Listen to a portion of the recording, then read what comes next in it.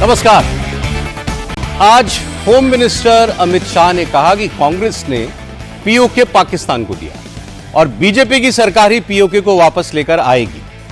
जम्मू कश्मीर में आतंकवाद भी अंतिम सांसें गिन रहा है और जल्द ही जम्मू कश्मीर आतंकवाद से आजाद होगा। यह प्रधानमंत्री नरेंद्र मोदी का संकल्प है। अमित शाह ने आगे कहा कि कांग्रेस देश की सुरक्षा और आतंकवाद जैसे मुद्दों को भी हिंदू मुसलमान की नजर से देखती है। कांग्रेस अपने वोट बैंक के तुष्टीकरण के लिए पाकिस्तान को भी सपोर्ट कर सकती है।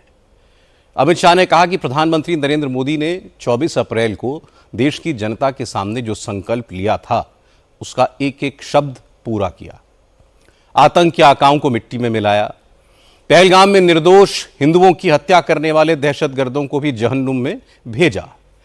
लेकिन कांग्रेस के नेता अभी भी पूछ रहे हैं कि इसका क्या सबूत है कि पहलगाम में हमला करने वाले आतंकवादी पाकिस्तानी थे। कांग्रेस के नेता पूछ रहे हैं कि 7 मई के ऑपरेशन को ऑपरेशन सिंदूर नाम क्यों दिया। अमित शाह ने कहा कि पी चिदंबरम हो या पृथ्वीराज चव्हाण, कांग्रेस के नेता, ऐसे नेताओं के बयान कांग्रेस की मानसिकता के सबूत हैं। आज विदेश मंत्री एस जयशंकर ने भी विपक्ष के हमलों का करारा जवाब दिया। कल तक विपक्ष के नेता प्रेसिडेंट ट्रंप का नाम लेकर सरकार को घेर रहे थे। आज विपक्ष के नेताओं ने पाकिस्तान और चीन के गठजोड़ को लेकर सवाल पूछे। इसलिए एस जयशंकर ने कहा कि पाकिस्तान और चीन के रिश्तों का बैकग्राउंड क्या है, कांग्रेस के जमाने में चीन के साथ पाकिस्तान के रिश्ते कैसे बढ़े और इस मोर्चे पर सरकार क्या कर रही है। हालांकि जिस वक्त जयशंकर जवाब दे रहे थे उस वक्त विपक्ष के नेता सदन में थे, लेकिन जैसे ही अमित शाह चर्चा का जवाब देने के लिए खड़े हुए तो हंगामा शुरू हो गया। दरअसल विपक्ष की मांग थी कि प्रधानमंत्री सदन में आए, राज्यसभा में चर्चा का जवाब दें, और इसी को लेकर हंगामा हुआ। इसके बाद कांग्रेस के नेता सदन छोड़कर चले गए। फिर अमित शाह ने कांग्रेस पर कैसे हमले किए, क्यों कहा कि हिंदू कभी आतंकवादी नहीं हो सकता, यह सब मैं आपको बताऊंगा। लेकिन सबसे पहले आपको सुनवाता हूं पीओके को लेकर होम मिनिस्टर अमित शाह ने आज क्या कहा। मैं 71 के युद्ध में हमारा विजय हुआ।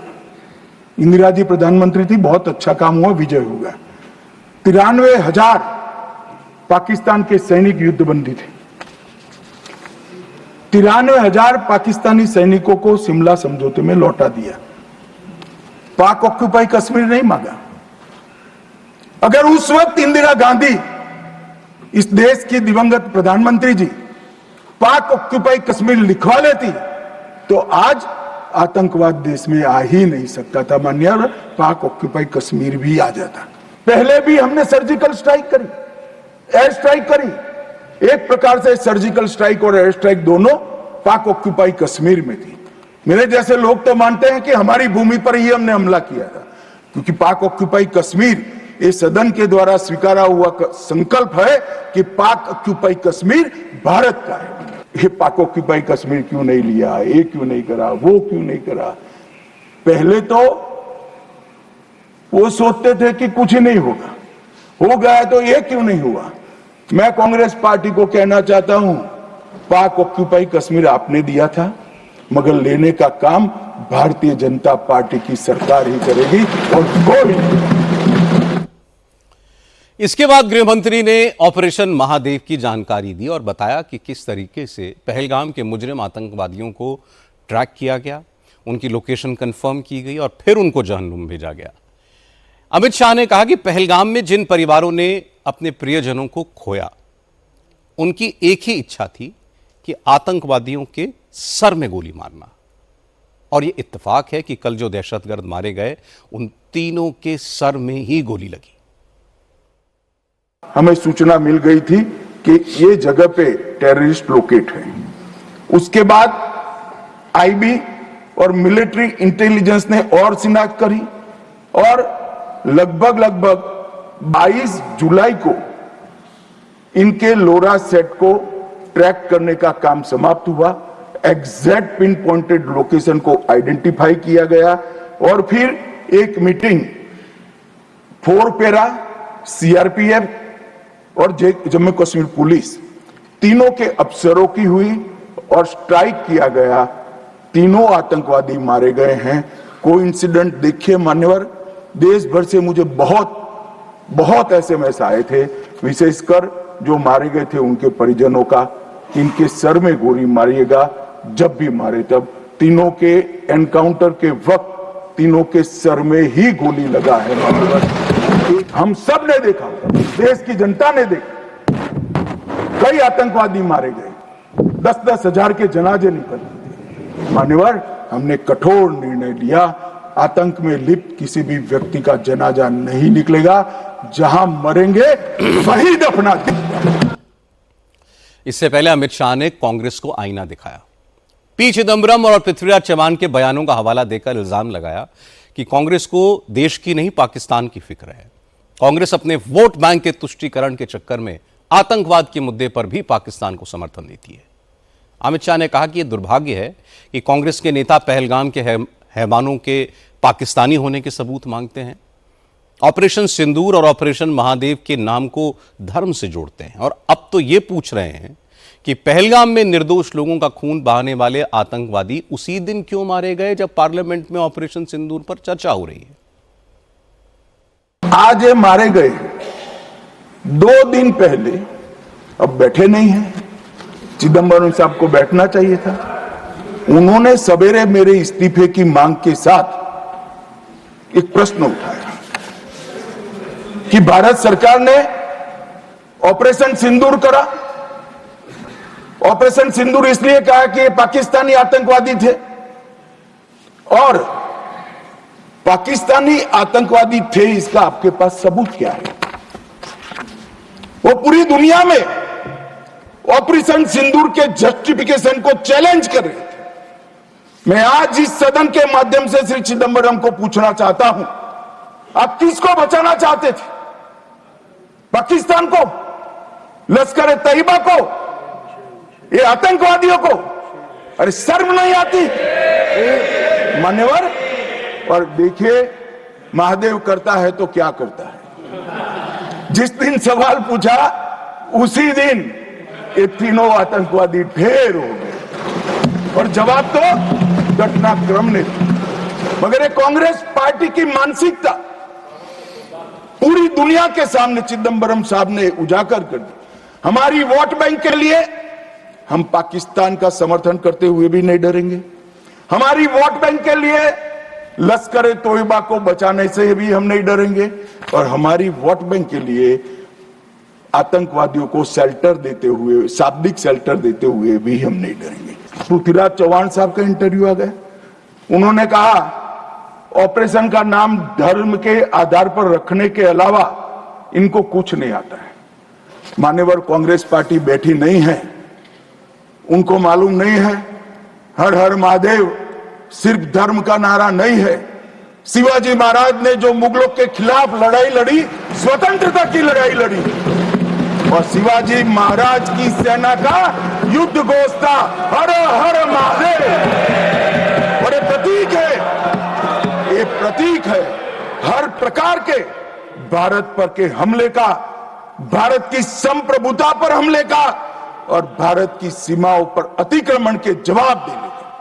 और मैं आज यहां से चव्हाण साहब को भी कहना चाहता हूं कि आप क्या नाम रखना चाहते थे, क्या नाम रखना चाहते, उसका जवाब दीजिए। मान्यवर, ये पूरी चीजों को हिंदू मुस्लिम के दृष्टि से देखते हैं। अमित शाह ने आज गिन गिन कर बताया कांग्रेस के राज में क्या क्या हुआ।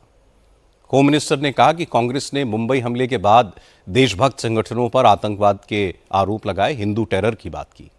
लेकिन पूरी दुनिया जानती है और वो खुद गर्व से कहते हैं कि हिंदू कभी आतंकवादी नहीं हो सकता। बंबई का हमला, बंबई के हमले के बाद आज ये दिग्विजय सिंह चले गए हैं, उन्होंने कहा है तो आरएसएस ने कराया था। मान्यवर, ये क्या बोल रहे हैं? किसके लिए बोल रहे हैं? किसको बचा रहे हैं? क्या कहना चाहते हैं? और हिंदू टेरर का सगुफा किसने छोड़ा? मैं आज दुनिया के सामने, देश की जनता के सामने गर्व से कहता हूं कि हिंदू कभी टेररिस्ट नहीं हो सकता। हम कभी टेररिस्ट नहीं हो सकते। क्या कहना चाहते हैं? फर्जी टाइप के केस बनाए, एक भी केस अदालत में नहीं टिका। देशभक्त संगठनों पर आरोप लगाए आपने, सिर्फ आपकी छिछोरी राजनीति के लिए, क्षुल्लक फायदे के लिए। और फिर क्या कर लिया? फिर भी हार गए। क्योंकि चर्चा के दौरान कांग्रेस के नेताओं ने आतंकवाद के मुद्दे पर सरकार पर तरह तरह के इल्जाम लगाए थे, इसलिए होम मिनिस्टर भी पूरी तैयारी के साथ आए थे। लेकिन जैसे ही अमित शाह बोलने के लिए खड़े हुए तो विपक्ष ने हंगामा शुरू कर दिया। फिर अमित शाह भी नाराज हो गए और फिर उन्होंने कांग्रेस को निशाने पर लिया। दरअसल विपक्ष के सांसदों की मांग थी कि प्रधानमंत्री खुद सदन में आए और वो इस चर्चा का जवाब दें। इसी मांग को लेकर ऑपोजिशन ने नारेबाजी शुरू की। विपक्ष के सांसद वेल में आ गए। अमित शाह अपनी सीट पर बैठ गए। उन्होंने सभापति से अनुरोध किया कि खड़गे जी को अपनी बात कहने का मौका दिया जाए, वो सुनने के लिए तैयार हैं। और खड़गे ने वही बात दोहराई और इसके बाद पूरा विपक्ष सदन से वॉकआउट कर गया। प्रधानाध्यक्ष से पूछ रहे पीएम कहा है, इसका जवाब दे रहा हूं। एक मिनट सुनो भाई, आपकी जो डिमांड है उसी का जवाब दे रहा हूं। माननीय अध्यक्ष जी, पीएम साहब इनकी ऑफिस में ही है। उनको ज्यादा सुनने का शौक है क्या? भाई मेरे से निपट रहा है, काहे को प्रधानमंत्री जी को बुला रहे हो? और तकलीफ होगी, ये समझते नहीं है साहब। सब सदन के मेंबर्स का ये पहले से ही डिमांड थी कि 16 घंटे चर्चा होने के बाद हमको इस सदन में प्रधानमंत्री आकर प्रकट होकर वो अपनी बातें रखेंगे और समाधान जो भी हमने सवाल उठाए हैं, बहुत से सवाल उनको संबंधित है।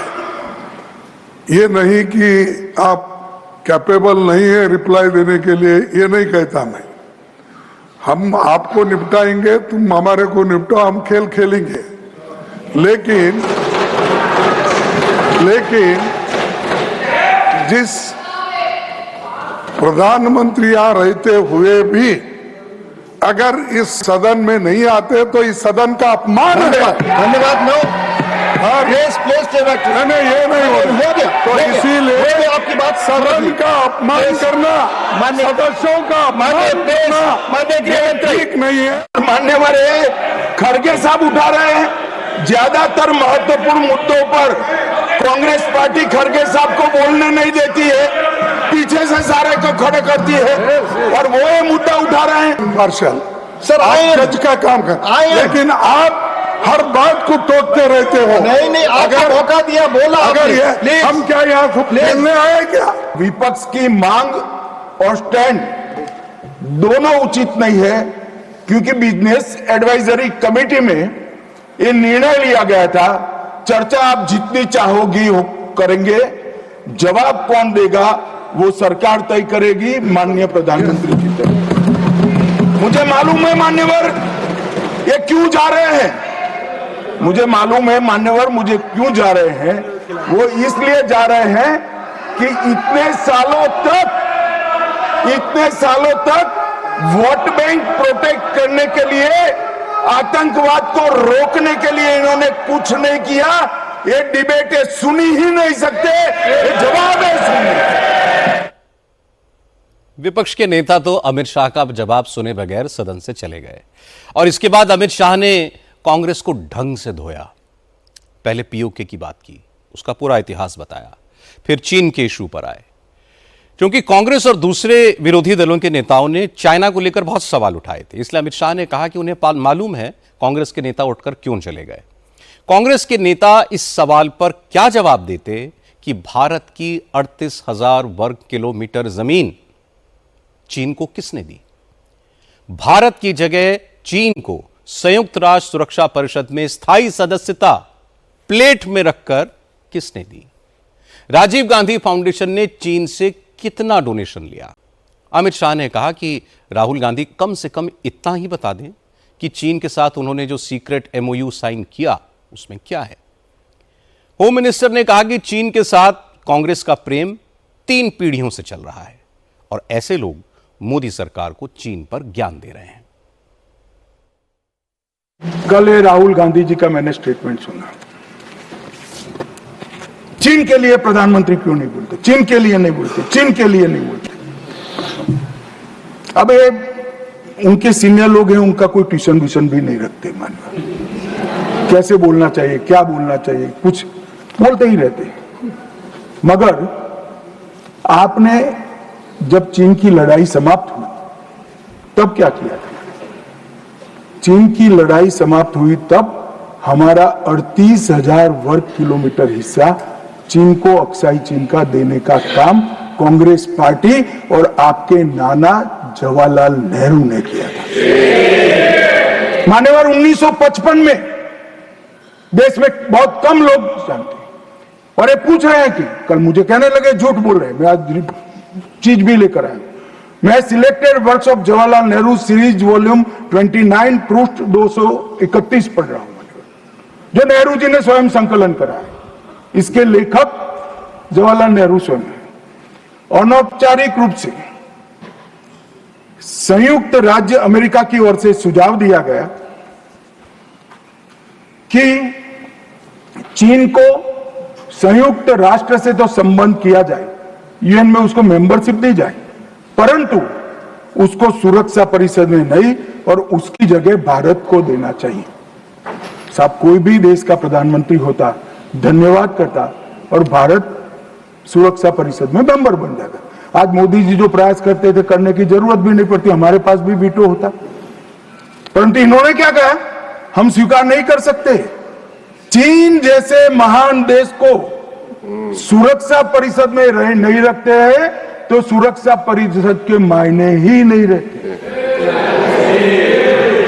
ये मान्यवर कांग्रेस का चरित्र कल हमें सवाल पूछ रहे थे। और चलो, नाना तो बहुत दूर की बात है।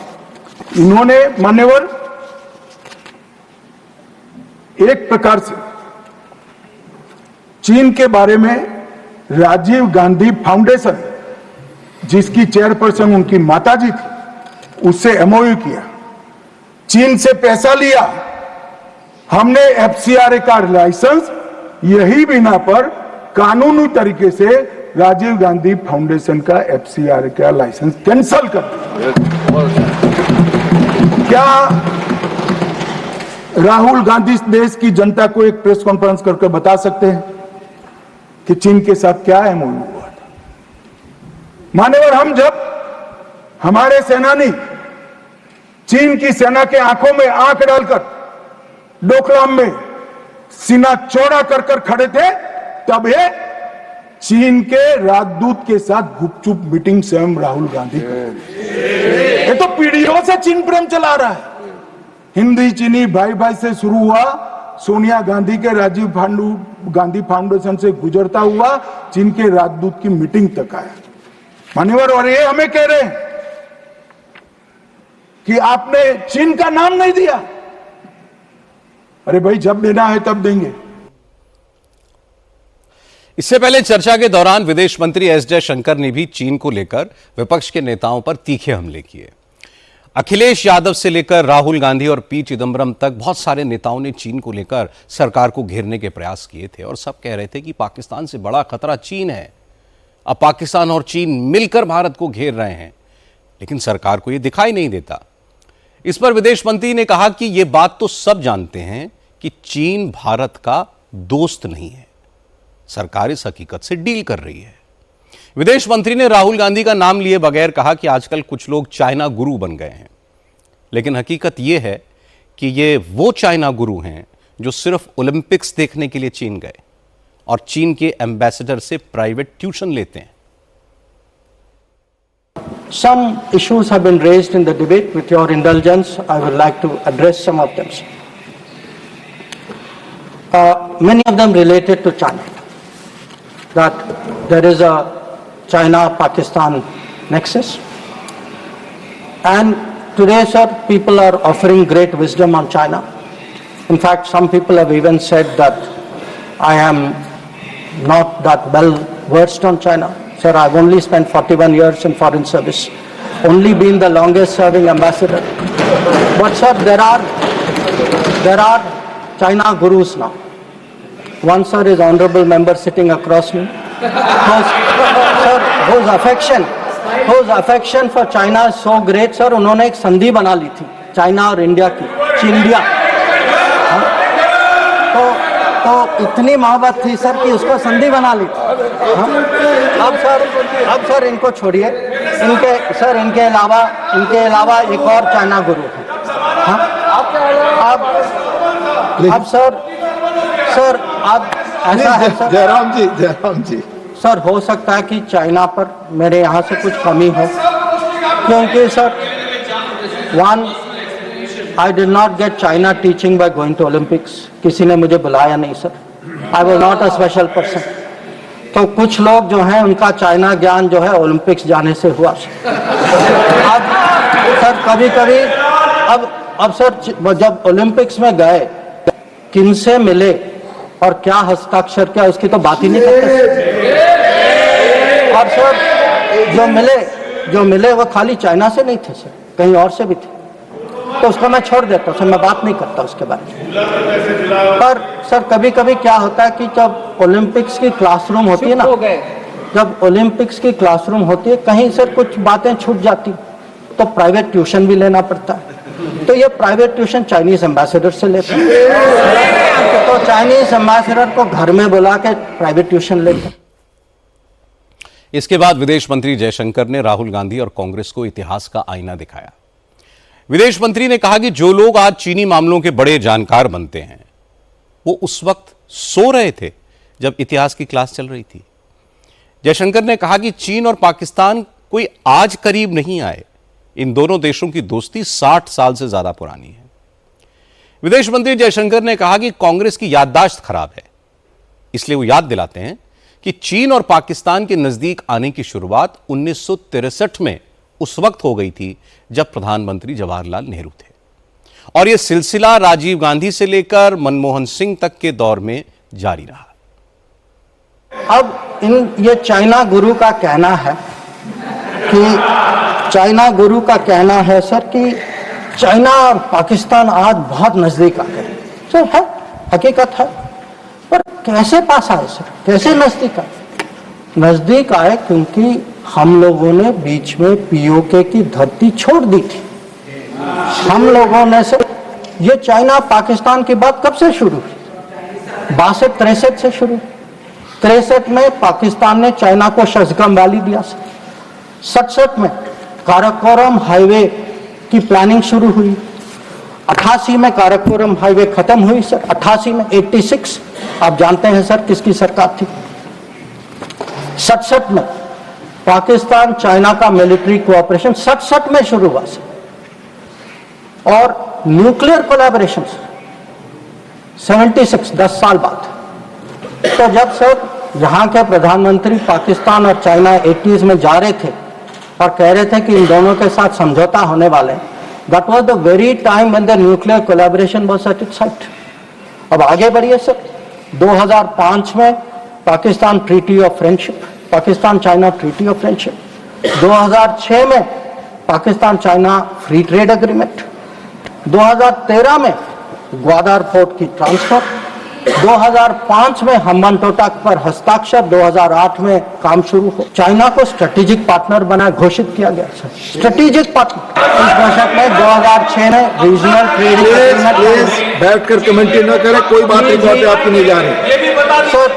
3G 4G चाइनीज कंपनीज ने यहाँ उनको निमंत्रण किया कि भाई आप आइए 3G 4G बसाई कर यहाँ बसाई। तो जब आज बात करते हैं सर कि चाइना पाकिस्तान नजदीक आ गया है सर, हमें पता है, हकीकत है, हम इसके साथ डील कर रहे हैं। पर यह कहना कि ये अचानक हो गया और मैं चेतावनी दे रहा हूं और किसी को पता नहीं है साहब, आप हिस्ट्री क्लास में सो रहे थे। आप जो चेतावनी दे रहे हैं सर वो 10 साल, वो यूपीए के दशक में देखिए क्या हुआ।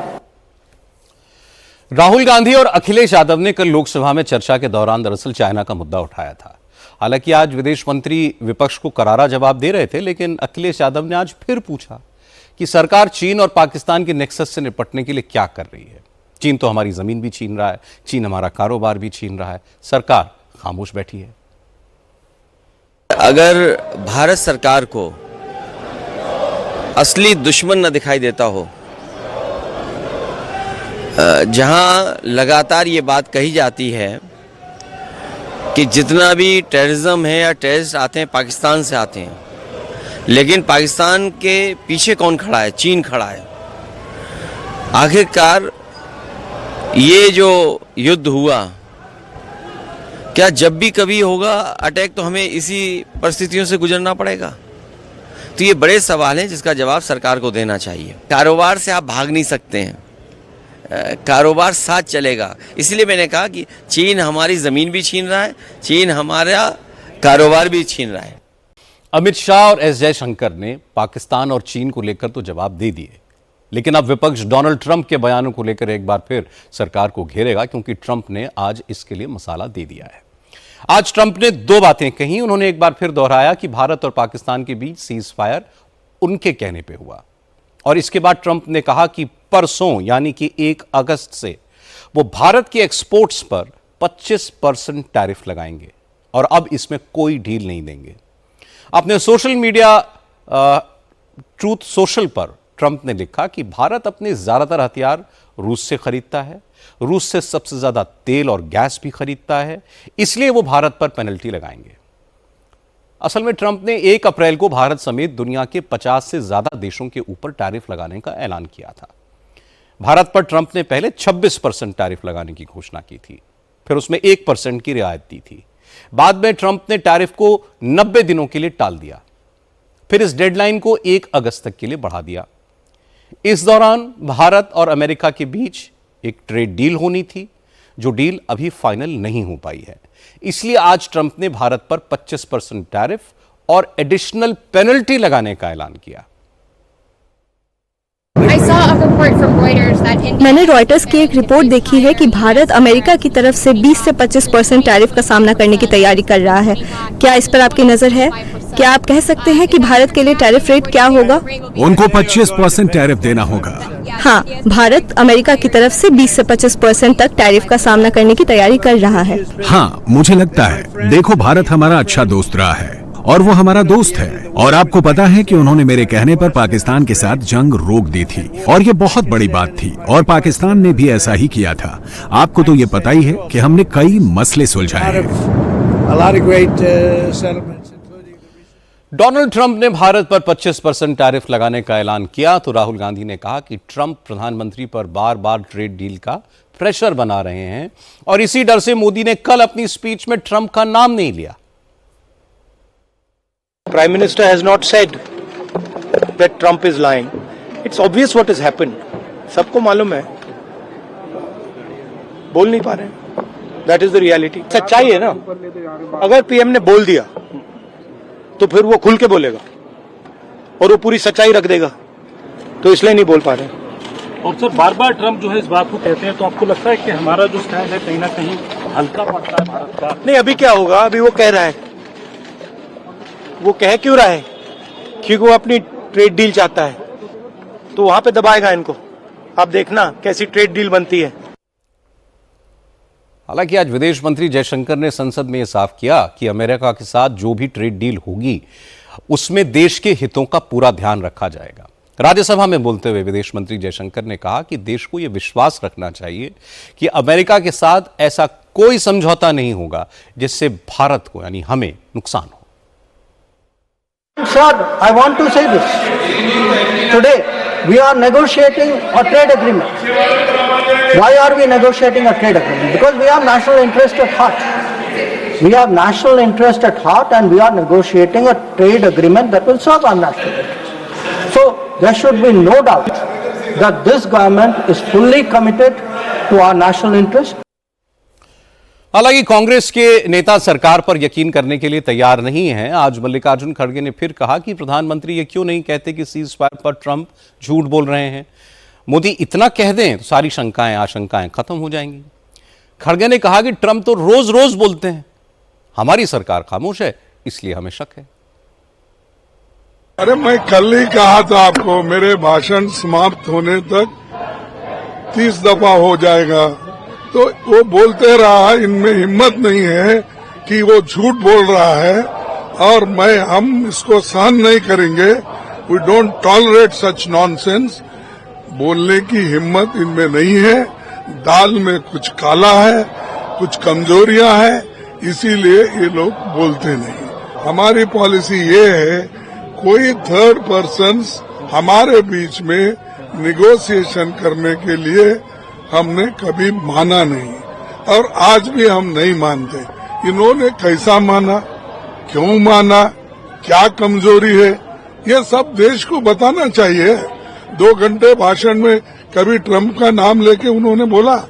हम तो इतना हंगामा कर रहे सभी लोग, लेकिन उनकी हिम्मत नहीं। उसको एक दो दफा उनका नाम लेके सब झूठ बोल रहे हैं। मेरे इमेज को खराब करने के लिए, देश के इमेज को खराब करने के लिए सब कुछ कर रहे हैं।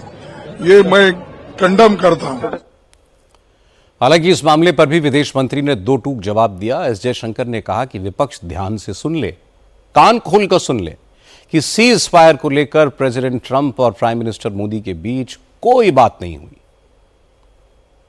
Jairam Ramesh, sorry sir, I should address the remarks to you. Sir, मैं उनको कहना चाहता हूं वो कान खोल के सुन ले कि 22 अप्रैल से 16 जून तक एक भी फोन कॉल प्रेसिडेंट ट्रंप और प्राइम मिनिस्टर मोदी के बीच नहीं। हालांकि विदेश मंत्री की यह सफाई कांग्रेस के गले नहीं उतरी। प्रियंका गांधी ने कहा कि ट्रंप के नाम पर पूरी सरकार बस गोल गोल घुमा रही है, साफ कुछ नहीं बता रही। जिन शब्दों से प्रधानमंत्री जी और विदेश मंत्री जी ने कहा है, उन शब्दों को आप अगर ध्यान से सुने तो एक गोलमोल शब्द है। डायरेक्टली कहें, राहुल जी ने कल भी कहा, डायरेक्टली कहें कि अमेरिका के जो राष्ट्रपति हैं वो झूठ बोल रहे हैं, कहें सदन में। मैं आपको बता दूं कि अब से थोड़ी देर पहले सरकार का एक बयान आया है और इस बयान में टैरिफ के मामले में ट्रंप के ऐलान पर यह कहा गया है कि सरकार प्रेसिडेंट ट्रंप के अनाउंसमेंट की एनालिसिस कर रही है, ये समझने की कोशिश कर रही है कि 25% टैरिफ का भारत पर क्या असर होगा। सरकार ने कहा है कि ट्रेड डील पर भारत और अमेरिका के बीच अभी भी बात चल रही है और सरकार देश के हितों का पूरा ख्याल रखेगी। बस एक बात ध्यान में रखनी चाहिए, अमेरिका के साथ ट्रेड डील इसलिए रुकी है क्योंकि अमेरिका चाहता है कि भारतीय बाजार को अमेरिका के एग्रो प्रोडक्ट्स के लिए खोला जाए। सरकार इसके लिए तैयार नहीं है, इसके लिए मंजूरी नहीं दी, इसलिए ट्रंप अब प्रेशर क्रिएट कर रहे हैं। लेकिन ट्रंप पहले भी इस तरह की कोशिश कर चुके हैं। वह ऐलान करते हैं, फिर अपने ऐलान से पीछे हटते हैं। मोदी सरकार ने डोनाल्ड ट्रंप के टैरिफ लगाने की घोषणा के बाद वो इससे हमेशा पीछे हटते रहे, इसलिए 1 अगस्त से अमेरिका अब ये नए टैरिफ लागू करेगा, इसकी उम्मीद फिलहाल तो कम है, क्योंकि अमेरिका का एक डेलीगेशन भारत के साथ ट्रेड डील पर बात करने के लिए अगले ही महीने भारत आने वाला है। आज रूस से एक दिल दहला देने वाली खबर आई। रूस के कामचटका में एक भयंकर भूकंप आया। इस भूकंप के बाद आधी दुनिया पर सुनामी का खतरा है। रूस के अलावा जापान, अमेरिका, फिलीपींस और इंडोनेशिया समेत 40 देशों में सुनामी का अलर्ट है। लाखों लोगों को सुरक्षित जगहों पर पहुंचाया गया है। शहर के शहर खाली करा लिए गए। इसकी डिटेल मैं आपको आगे दूंगा, लेकिन पहले रूस में आए भूकंप की तस्वीरें आप जरा देखिए। आज सुबह रूस के कामचटका में यह जबरदस्त भूकंप आया। रिक्टर स्केल पर इसकी तीव्रता 8.8 थी। इस भूकंप का केंद्र प्रशांत महासागर में 20 किलोमीटर गहराई में था। यह इतिहास का 6वां सबसे बड़ा भूकंप था और भूकंप के बाद करीब 30 आफ्टरशॉक्स भी आए। इनकी तीव्रता भी 5.4 से 6.3 के बीच रिकॉर्ड की गई। यह भूकंप इतना जबरदस्त था कि सड़क पर खड़ी हुई गाड़ियां तक हिलने लग गई।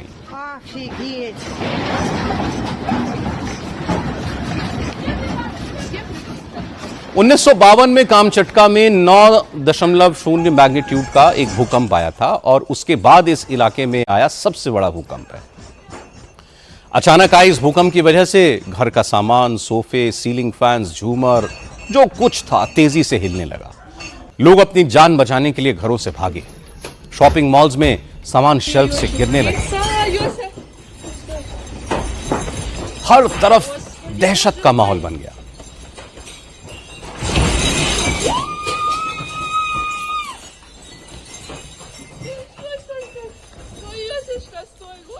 Geophysical survey of Russian academy of science के कामचटका ब्रांच के डायरेक्टर दानिल शेबरोव ने यह बताया कि यह सामान्य घटना नहीं है। इसका इंपैक्ट इतना ज्यादा था कि साउथ वेस्ट दिशा में 200 किलोमीटर के इलाके में दरार आ गई। यह भूकंप आने वाले किसी बहुत बड़े खतरे का संकेत है। Произошло очень сильное землетрясение. भूकंप बहुत तेज आया। इसकी तीव्रता 8.5 से भी ज्यादा थी। इसे एक अनोखी घटना माना जा सकता है। दक्षिण पश्चिम दिशा में करीब 200 किलोमीटर तक एक दरार फैल गई। 200 किलोमीटर। भूकंप के दौरान आज रूस से एक बहुत हैरान करने वाली तस्वीर भी आई। जिस वक्त धरती हिली, बड़ी बड़ी बिल्डिंग्स हवा में झूलने लग गईं। उस वक्त कामचटका के एक हॉस्पिटल में ऑपरेशन थिएटर में डॉक्टर्स ऑपरेशन कर रहे थे। भूकंप की वजह से सब कुछ हिल रहा है, आप देख रहे हैं।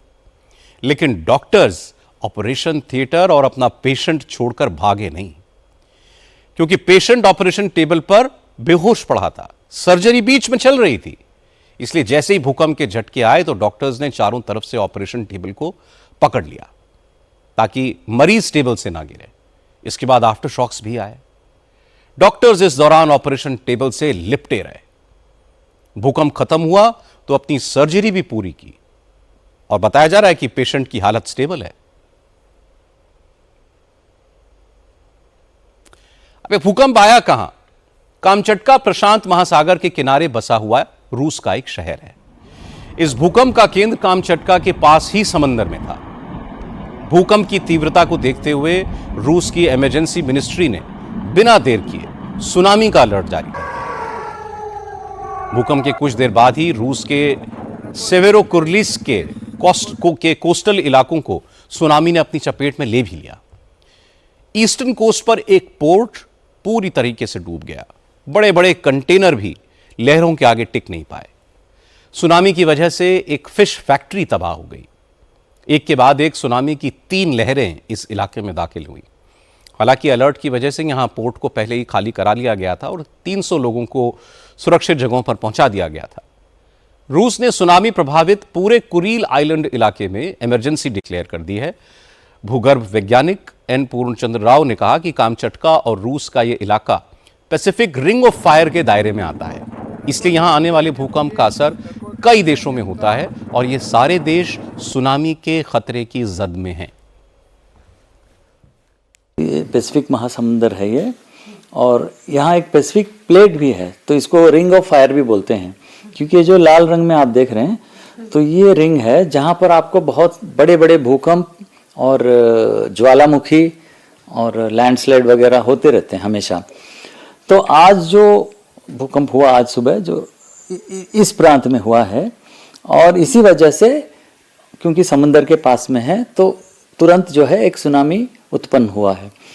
तो भूकंप के आने के बाद जो सुनामी जो राइज होता है वो बेसिकली एक वाटर वेव है। सुनामी का मतलब है एक जल का तरंग, और ये वाटर वेव यहाँ से शुरू हो करके सारे समंदर में जो है वो स्प्रेड हो जाता है, और इसकी जो गति है, जो स्पीड जो है बहुत अधिक होती है। तकरीबन 1 घंटे में 700 किलोमीटर की ये स्पीड होती है, जैसे हवाई जहाज की होती है। हाँ, उससे थोड़ा ज़्यादा भी हो सकता है। तो इस वेग से जो ये जल की तरंग जो सुनामी हम कहते हैं, तो वो यहाँ से शुरू हो करके वेस्ट में आपका ये फिलीपीन और जापानीज आइलैंड्स वगैरह, ऑस्ट्रेलिया, न्यूजीलैंड, ये सारे प्रांत हैं जिनको सुनामी की थ्रेट है अभी। पैसिफिक रिंग ऑफ फायर के दायरे में Japan, America, Philippines, Indonesia, Guam, इन सब के अलावा ये मिला करके 40 देश हैं। जापान में सुनामी का अलर्ट जारी होने के कुछ देर बाद होकाइडो से सुनामी की लहरों ने दस्तक भी दे दी। नॉर्थ जापान के कोस्टल एरियाज की 16 जगहों पर ऊंची ऊंची लहरें तट से टकराईं। जापान के कुजी पोर्ट, नेमुरो और इशिनोमाकी पोर्ट पर भी सुनामी की लहरें पहुंच गईं। हालांकि इनकी इंटेंसिटी सिर्फ 50 सेंटीमीटर की थी, इसलिए अब तक बहुत नुकसान नहीं हुआ है। सुनामी के अलर्ट की वजह से लोगों ने ऊंची ऊंची बिल्डिंग्स की छत पर जाकर शरण ली। जापान की सरकार ने पहले ही लोगों को खतरे का अलर्ट दे दिया था। होकाइडो से वाकायामा तक के तटीय इलाके खाली करा लिए गए। इसके अलावा फुकुशिमा न्यूक्लियर प्लांट से सारे कर्मचारियों को बाहर निकाल लिया गया। आपको याद होगा, ये प्लांट 2011 में आई सुनामी की वजह से हादसे का शिकार हुआ था। अभी तक 20 लाख लोगों को सेफ एरियाज में शिफ्ट किया जा चुका है। जापान के सेंडाई एयरपोर्ट के रनवे को भी बंद कर दिया गया है। योकोहामा में सुनामी के अलर्ट के सायरन बज रहे हैं लगातार। पूरा जापान अलर्ट पर है। टोक्यो की रेल सेवाएं और बाजारों को बंद करा दिया गया है। टोक्यो और ओसाका में सुनामी की एडवाइजरी जारी है। जापान के प्रधानमंत्री शिगेरू इशिबा ने चेतावनी वाले इलाकों में रहने वाले लोगों से तुरंत सुरक्षित स्थानों पर जाने को कहा है। असल में लोगों को सावधान रहने के लिए इसलिए भी कहा जा रहा है क्योंकि जापान कई बार सुनामी का शिकार बन चुका है। सुनामी का फिनोमिना ऐसा है कि पहले फेज के बाद आने वाली लहरें ज्यादा घातक होती हैं। आशंका है कि होकाइडो और वाकायामा में 3 मीटर ऊंची लहरें भी आ सकती हैं। जो अभी जो आंकड़े आ रहे हैं वो लगभग हमें बोल रहे हैं कि 3 से 4 मीटर ऊंचा पानी होगा। 3 से 4 मीटर ऊंचा पानी मतलब 12 से 13 फीट। मतलब यदि आप एक मकान देखें तो जो उसका ग्राउंड स्टोरी जो होगी वो पूरा जल से ध्वस्त हो जाएगा और उसके फलस्वरूप जो और इंपैक्ट होगा वो अलग बात है। लेकिन उतनी 12 फीट ऊंचाई का पानी जो कोस्टल एरियाज में जो मकान है उन पे आएगा और जब पानी आता है तो उसका प्रभाव बहुत ज्यादा होता है। वो बहुत ही फोर्स से आता है और उसका इंपैक्ट बहुत ज्यादा रहता है। तो इसलिए एक आशंका है कि यदि इस तरह का गतिविधि हुई तो उसके नाते जान माल की हानि तो होगी ही, लेकिन हम ये मान रहे हैं कि जो भी ये विकसित देश हैं हमारे, चाहे अमेरिका है चाहे जापान है, ये अपने जो नागरिकों को एडवांस में सूचना दे रहा है और चीजें व्यवस्थित तरीके से होंगी। लेकिन जो वहां पे जो रिसोर्सेज हैं, जो इंफ्रास्ट्रक्चर है, उसका नुकसान होने की बहुत ज्यादा आशंका है। सोचिए यहां से अमेरिका कितना दूर है, लेकिन अमेरिका के हवाई में भी सुनामी पहुंच चुकी है। हवाई में 5 फीट ऊंची लहरें तटों से टकराई। हवाई एयरपोर्ट बंद है। डिज्नी रिजॉर्ट समेत हवाई के कई होटल्स को खाली करा लिया गया है। टूरिस्ट को सुरक्षित स्थानों पर शिफ्ट किया गया है। सारे पोर्ट्स बंद हैं। यूएस कोस्ट गार्ड ने सारे जहाजों को समंदर में ही रुकने के लिए कहा है। सुनामी का अलर्ट जारी होने के बाद होनोलुलु से लोग सुरक्षित स्थानों की तरफ जाने लगे। असल में सुनामी का सबसे ज्यादा खतरा हवाई द्वीप पर है। आशंका जताई जा रही है कि यहां 10 फीट तक ऊंची लहरें उठ सकती हैं। हवाई के गवर्नर जॉश ग्रीन ने लोगों को सावधान किया है कि वो अपनी जान की परवाह करें और सुरक्षित स्थानों पर चले जाएं। This is about 3 feet, okay? But a wave of water. पानी की एक लहर लगभग 3 फीट है, ठीक है, लेकिन इसका मतलब ये है कि ये कारों को हिला सकती है, ये फेंसिंग को गिरा सकती है, अगर ये टकराती है तो पेड़ों को उखाड़ सकती है। इसलिए आपको वहां नहीं जाना चाहिए। इसका प्रभाव बहुत तेज होता है, लोग इसमें डूब सकते हैं।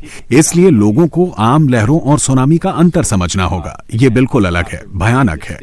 फिलहाल जिस तीव्रता से लहरें आगे बढ़ रही हैं, ये और भी ज्यादा खतरनाक हैं। घर टूट जाएंगे। अगर पूरी सुनामी आ गई तो हर जगह मलबा फैल जाएगा। Houses will be damaged. America के Alaska, California, Washington, Oregon, San Francisco, Los Angeles harbour, यहां से सुनामी की लहरें टकरा चुकी हैं। हालांकि अभी इन शहरों में किसी नुकसान की खबर नहीं है, लेकिन सुनामी के खतरे को देखते हुए सरकार ने यहां भी अलर्ट जारी किया हुआ है। भूकंप रूस में आया। भूकंप के केंद्र करीब जमीन से 20 किलोमीटर की गहराई में है, इसलिए इसका इफेक्ट सतह पर ज्यादा दिखा। लेकिन वैज्ञानिक कहते हैं कि इस भूकंप से 10,000 परमाणु बमों के बराबर एनर्जी रिलीज हुई है। इसकी वजह से सुनामी का खतरा पैदा हुआ है और भूकंप के केंद्र से 12,000 किलोमीटर के दायरे में सुनामी का खतरा है। बड़ी बात, यह अमेरिका, रूस और जापान में पहुंच चुकी है, लेकिन दूसरे देशों के कोस्टल एरियाज में अगले 10 घंटों में सुनामी का कहर टूट सकता है। सुनामी का अलर्ट चीन में भी है, लेकिन चीन में पहले ही बाढ़ से हाहाकार मचा है। पिछले 30 सालों में चीन में यह सबसे बड़ी आपदा मानी जा रही है। सिर्फ बीजिंग में 38 लोगों की मौत हो चुकी है। सैकड़ों लोग लापता हैं। 80,000 से ज्यादा लोगों को इवैक्यूएट करना पड़ा है। जबरदस्त बारिश की वजह से चीन का बीजिंग, शांक्सी और हेबई प्रांत पूरी तरह डूब गया है।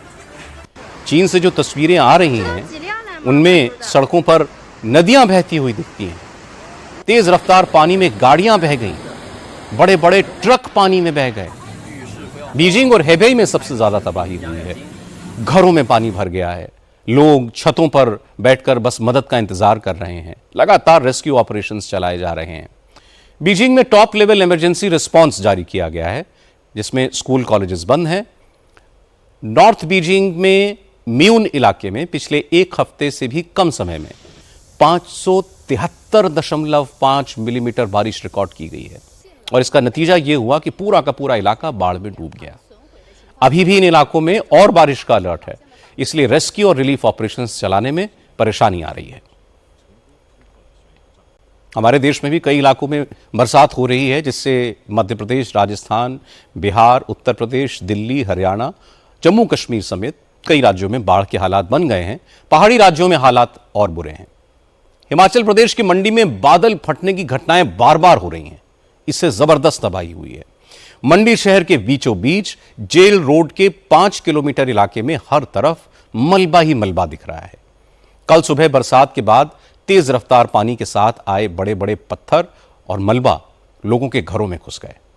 सड़क पर खड़ी हुई गाड़ियां बह गईं। एक ही परिवार के 3 लोगों की जान चली गई। मंडी में रिलीफ वर्क अभी भी जारी है, लेकिन लगातार बारिश हो रही है, इससे दिक्कतें आ रही हैं।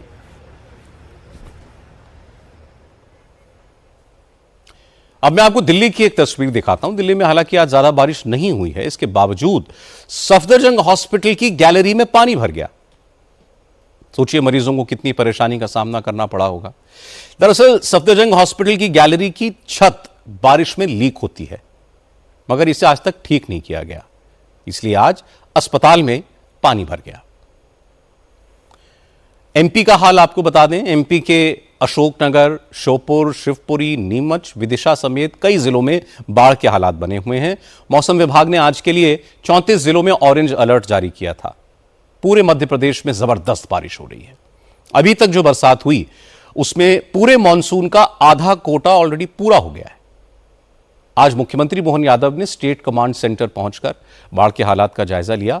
सारे जिलों के अफसरों को सतर्क रहने के लिए कहा।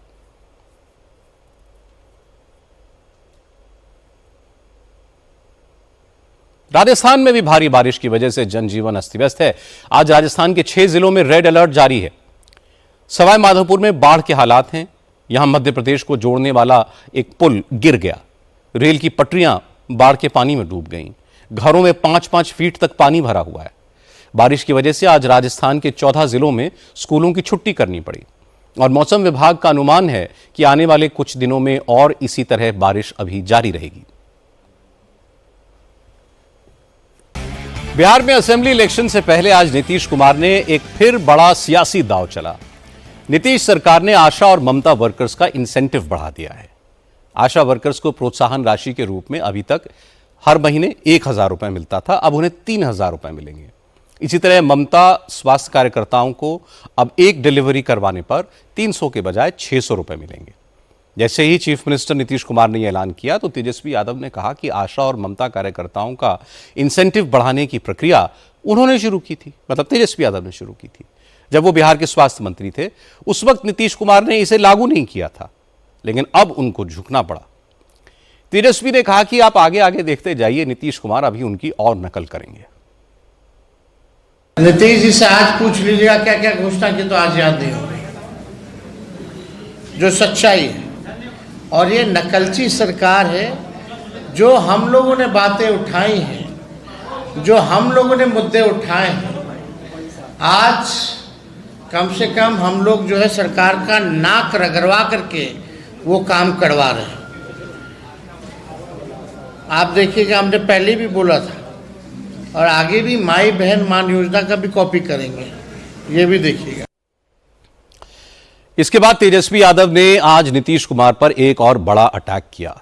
तेजस्वी ने नीतीश सरकार पर 80,000 करोड़ रुपए के घोटाले का इल्जाम लगाया। तेजस्वी यादव ने कहा कि सीएजी की रिपोर्ट से यह खुलासा हुआ है कि नीतीश कुमार की सरकार ने 80,000 करोड़ रुपए के खर्च का कोई हिसाब नहीं दिया है। अब नीतीश कुमार जनता को बताएं कि यह 80,000 करोड़ किसकी जेब में गए। जिस प्रकार से बिहार सरकार में लगभग 71,000 करोड़ रुपयों का हिसाब नहीं दिया है। और जो सीएजी की रिपोर्ट में ये बातें आई हैं, हम सब लोगों के पास ये सीएजी का रिपोर्ट है, और आप इसको अगर अंदर जाकर के देखें, आप सब लोगों ने देखा भी होगा, लगभग एक जगह 71,000 करोड़ का है और एक जगह तकरीबन 9,000 करोड़ का। तो आप समझ सकते हैं कि टोटल 80,000 करोड़ रुपया कोई मामूली रुपया नहीं है।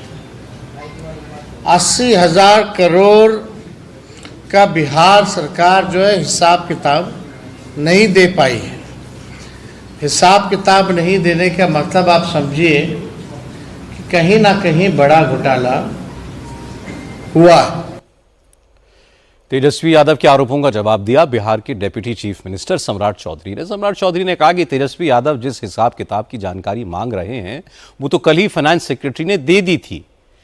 रही बात घोटाले की, तो तेजस्वी ये भूल गए कि वो बिना हिसाब वाले जिस रिकॉर्ड का जिक्र कर रहे हैं वो उस वक्त का है जब खुद तेजस्वी डेप्यूटी चीफ मिनिस्टर थे, तो जवाब तो उन्हें खुद देना है।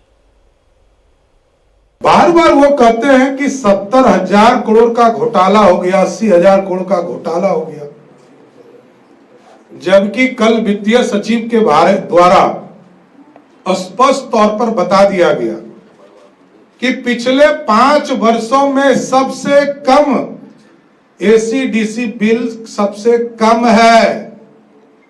और ये जो बिना हिसाब वाला रिकॉर्ड है ये 23-24 का है, जब महागठबंधन के लोग सरकार में थे। जो सीएजी ने रिपोर्ट किया है तो वो अपने ही सरकार पर प्रश्न उठाने का काम कर रहे हैं। तो पता नहीं किस तरह ये लोग राजनीति करते हैं कि अपने ही सरकार पर, जिस सरकार में कोई उप मुख्यमंत्री रहा हो और कांग्रेस राजद के मंत्री रहे हो, अपने ही सरकार पर बार बार प्रश्न उठाने का काम कर रहे हैं। बिहार में 3 महीने में चुनाव है, इसलिए सियासी बयानों के ये तीर अभी चलते रहेंगे। भारत ने आज अंतरिक्ष में एक और बड़ा इतिहास रचा। श्रीहरिकोटा से आज नाइसार सैटेलाइट को लॉन्च किया गया है। इस सैटेलाइट को बड़ी कामयाबी से कक्षा में स्थापित कर दिया गया है। और बड़ी बात यह है कि आज जो सैटेलाइट लॉन्च हुई वो नासा और इसरो का जॉइंट प्रोजेक्ट है। ये नाइसार सैटेलाइट भूकंप, सुनामी, ज्वालामुखी और लैंडस्लाइड जैसी प्राकृतिक आपदाओं की पहले से चेतावनी देगी। ये दुनिया की पहली ऐसी सैटेलाइट है जो 2 रडार फ्रीक्वेंसीज एल बैंड और एस बैंड का इस्तेमाल करके पृथ्वी की सतह को स्कैन करेगी। इसलिए इसे पृथ्वी का एमआरआई स्कैनर कहा जा रहा है। ये धरती के सरफेस की इतनी बारीक तस्वीरें ले सकती है कि 1 सेंटीमीटर के बदलाव को भी ये आसानी से मैप करेगी। बिल्कुल उसी तरह जैसे कोई डॉक्टर एमआरआई स्कैन से शरीर के अंदर की बारीकियां देखता है, ये सैटेलाइट हर 12 दिन में पूरी पृथ्वी का चक्कर लगाएगी, उसका स्कैन करेगी। ये एक एडवांस्ड रडार सैटेलाइट है जो बादलों और बारिश के बावजूद 24 घंटे पृथ्वी की तस्वीरें ले सकती है। इस मिशन पर $1.3 बिलियन मतलब करीब 11,240 करोड़ रुपए खर्च हुए हैं। और ये सिर्फ भारत और अमेरिका के लिए नहीं है, पूरी दुनिया के लिए फायदेमंद होगी। आज की बात में इतना ही।